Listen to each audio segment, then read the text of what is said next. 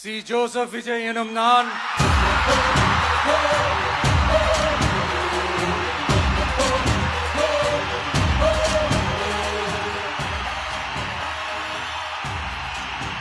சட்டப்படி அமைக்கப்பெற்ற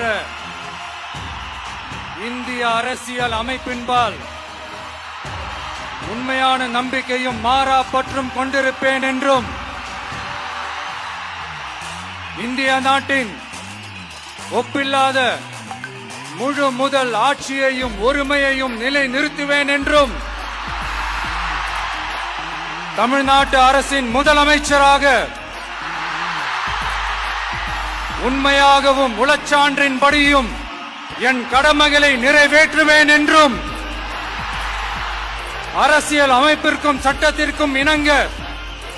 அச்சமும் ஒருதலை சார்பும் இன்றி